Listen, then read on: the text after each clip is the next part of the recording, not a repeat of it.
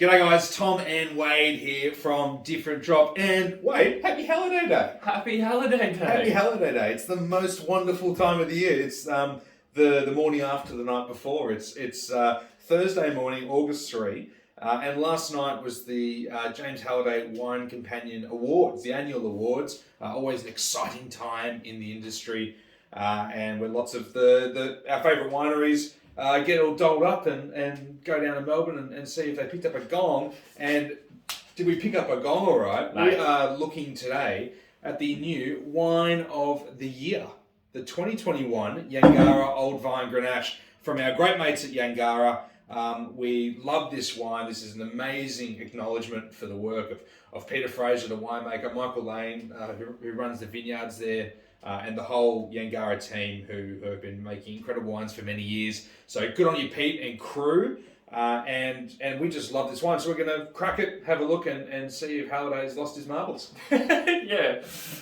It's very, very cool that a Grenache has won it this year, hey. Traditionally, Shiraz, Pinot, Cabernet, the odd Chardonnay here or there gets wine of the year. But for Grenache to break through and pick up this gong is massive. I think It's a long time coming, right? Yeah. Us and people like Yangarra or Steve Panel or these kind of producers have been banging down the door on how incredible Grenache is, particularly in this little subplot of sub-region of Blewitt Springs. Yeah. For a lot of years now. So hopefully it lifts the profile of Grenache and gets more people drinking it. Absolutely. No, we're thrilled. I think it needed to happen. Grenache is maybe Australia's great grape. If you think about just the resources we have in old vines, the styles we're making, the quality. And I think if it was going to go to any producer, and there are some incredible McLaren Vale producers when it comes to Grenache, you mentioned Steve Panel and there's plenty of others. But Yangarra, I think, consistently is leading the charge across different styles. We've been championing these Yangarra wines since we first opened our website doors, a decade ago. We just love these wines, and they've evolved too over the years. But so Yangarra, for those that somehow don't know much about Yangarra, a vineyard in the Blewitt Springs kind of sub-region of McLaren Vale, which is a bit up the hill as you're driving towards the Adelaide Hills. And the amazing thing about the Blewitt Springs, a couple of things. Firstly, higher altitude, so cooler temperature, so a little finer than what happens down on the floor there. But also they have these incredible ancient sandy soils that have been pushed up over millions of years from the beach. So you don't get the sand near the beach, you get it up on the hill, right? It's pretty wild though, these gnarly old, they kind of look like sea creatures, these crazy gnarly old bush vines just growing out of straight beach sand. Yeah, it's pretty nuts. It's wild. So this vineyard, I think about 80 years old, so it's one of the oldest in McLaren Vale. There's older vineyards in the Barossa, of course, but in this kind of pocket, this is one of the oldest sites. And Yangarra took the site over probably about 20 years ago, I think. It's about 20 years ago. Yeah, and Pete's been running it for most of that time. And they've just done an incredible job at transforming this site. The focus from Pete, so I was lucky to spend some time with him down at the vineyard last year. And driving around the vineyard, it's all about soil health and how they're managing the site. So there's certified organic and biodynamic. Yep. There's no artificial chemicals used in the vineyard whatsoever. And all the loopy lunar cycle stuff, Pete does that as well. Pete loves it. He loves it. Yeah. He once told us, we once did a video with Pete and he said, "Mate, I just grow Shiraz." Well, mate, you also grow Grenache, Pete. Yes. And this vineyard, the Grenache part of the vineyard, it's the highest point. I might be wrong there. It's one of the higher points of the vineyard as you're driving towards the back of the site. As Wade said, gnarly old bush vines growing on the sand, and there's sheep running around and stuff as well. It's fantastic. And you're driving through, and Pete says, "Well, that's all the old vine Grenache there." And then just on the other side of this road, he's like, "Well, that's the high sands." Yeah. Right? The high sands, obviously its name, high altitude sand, right? Clever, Pete. And it's right there next to the old vine. It's basically the same site, just the other side of the road. Yeah.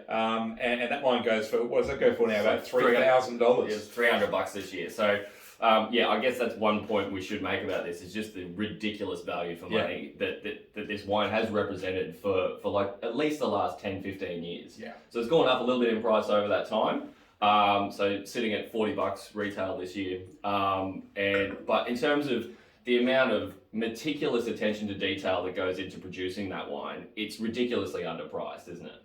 I think so. Well, because Pete, when we were driving around, Pete was saying he's like, that's his baby. You know, he loves making this wine, and you know, it's $40 or 40 to 45, and it really over delivers for that price. And there's no question. And I think this accolade obviously backs that up. So that's sort of what happens in the vineyard. A lovely cool vintage in 21 really helped. So I love those cool vintages in those warmer regions because you just get those heightened aromatics, a little bit lighter on its feet. And that's been the way that Pete's been trying to take this wine over the years anyway, is to make it more elegant, more perfumed. Well, you can really see the development in all the Yangarra Grenaches, like pushing back. So tasting some of the like 12 and 15 vintages, you can see that like the fruit's a little bit riper, the oak juice is a little bit more heavy-handed. Definitely. And he's just... Oh, he flogged it. He had no idea what he was doing. But those wines, like, you know, they were made in a style which was very popular at the time. But the evolution of the modern style of Australian Grenache is, like, kind of exemplified in this wine, where it's more about freshness, purity, looking for all those beautiful, like, Nebbiolo-like, Pinot-esque kind of, like, high-toned aromatics, beautiful tannin structure, uber fine, like... It's remarkable. And it's worth kind of, I guess, just mentioning exactly what goes into crafting this wine. So everything is hand picked. Now it's not a tiny vineyard there at Yangarra. Everything is picked by hand and then goes through this incredible sorting machine that they have at the winery. Yeah, it's like a James Bond-esque like laser beam shooting thing, right? Odd job there, throwing his hat at the bad grapes, right? So it picks the bad grapes out, or grapes that just aren't quite at the level that Pete's after, and it zaps them away. And you're left just with the best grapes. And it was interesting what Pete explained to me when I was there, which I hadn't realised. What this allows them to do is actually pull back on the canopies, on the leaf cover around the vines, and allow more sun. And most producers can't do this because they get too much sunburn. And then they can't separate those grapes. So because they have this machine, he can allow extra sunlight, which gets obviously more intense flavours, more ripeness, and then if anything gets a bit burnt or overcooked, off it goes. Yeah, they can sacrifice a little bit of fruit just to bring up the level of quality of what they're actually putting into this wine. So it goes through this machine, wild fermented, about 50% whole berries go into that process. So what that does, rather than crushing the fruit, where you get obviously the juice, but then you also get the grape skins and everything else, seeds and everything else. When you ferment them as whole berries, the fermentations actually happen inside the berries themselves, called carbonic maceration. So it's a classic Beaujolais technique where you get that sort of really bright, juby sort of red-fruited, sometimes it gets into bubblegummy sort of territory, but here there's still beautiful savouriness at the back. I mean, I guess we should talk about what it actually tastes like, because... No, I don't want to do that. I'm nearly done. I just want to get geeky, right? I'm talking about sorting machine. You go to Pete's winery, it's so much fun. It just looks like an alien lab of all sorts of vessels and stuff. So 50% whole berries, which, as Wade said, gives it that lovely purity. And then it's aged then in a combination of old French oak, right? Not too unusual there, although a lot of wineries with Grenache would use new oak. This doesn't say new oak. Old oak, clay amphoras, ceramic eggs, concrete somethings. Huge foudres, like every kind of vessel imaginable. And a lot of these vessels that people are experimenting with now in the wineries, what they're giving to the wine is purity and texture. Right? You don't get this oak influence, but you still get the juice flowing around, and you get this like energy to the wines. So you can really see that egg influence. Pete makes a standalone Grenache called the Overtelly, which is entirely in those eggs. And that's really pushing the upper boundaries of how pretty, delicate, and sort of pure and finessed Grenache can look. When it's totally, there's no obfuscation from oak or anything like that. Here you kind of get a bit of a midway point where you're getting all of that beautiful, like bright, dazzling sort of floral aromatics and all that freshness. but there is still a little oak influence, so it's giving it a little bit more of a denser sort of framework in the background. Yeah. So he's really weaving a pretty incredible tapestry here into like a 40 he's an artist. He's an artist.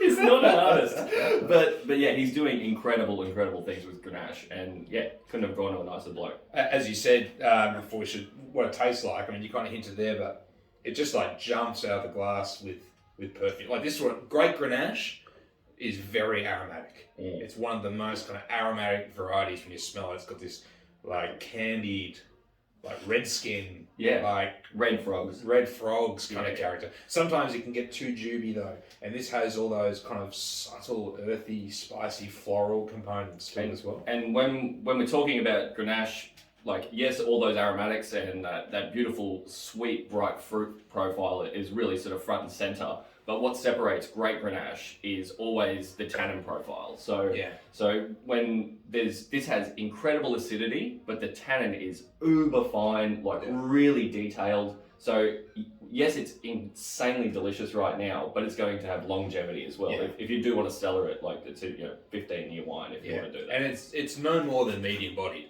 I mean, we try this wine every year. And as Wade said, some years a bigger, more full-bodied wine. It's always good, but this is just a delicate, pretty, mid-weight, silky. It's the kind of red wine like that we drink here. Yeah, 100%. And it's so exciting to see this win a big award, because it's not like this super flashy, high alcohol, high oak, like look at me, la-di-da. Kind of Grenache, right? I mean, Pete's a bit la-di-da, isn't he? Yes. But no, it's just perfectly balanced. Looking at it again today, I haven't tried it in a month or two. Yeah. And it's just drinking absolutely beautifully. So, amazing result for Yangarra, obviously. Amazing result for McLaren Vale Grenache and all the producers there that are working so hard to champion this variety. Yep. And guys, a very accessible price point as well. Absolutely. This will sell out in a flash, but if you can't get your hands on this particular vintage of this wine, check out anything else by Yangarra. 100%. Well, there's the GSM. The GSM is amazing. The Shiraz. Yeah. Pete just makes Shiraz. Yeah. And then Noir, right? If you want a good entry to what they're doing, because Yangarra's got this project to basically bring Chateauneuf de Pape to McLaren Vale. Lunatics and all the varieties that get blended into Chateauneuf. Yeah. And his Noir has got 800 varieties in it now. Yeah. And also great price. The whites are amazing. The Roussins and like all those Rhone white blends that he's making with like Grenache Brie and Roussin and Marsanne and like those sorts of wines. And if you really absolutely want to kick ass as well. If you really want to piss Pete off, then buy some of the Pet Nat. He hates it. But it's pretty tasty. Pet Nat is a swear word, Yangarra. Anyway, well done, Pete. Congrats, buddy. And everyone enjoy this wine. Get it while it's hot, and we'll see you again soon. Cheers.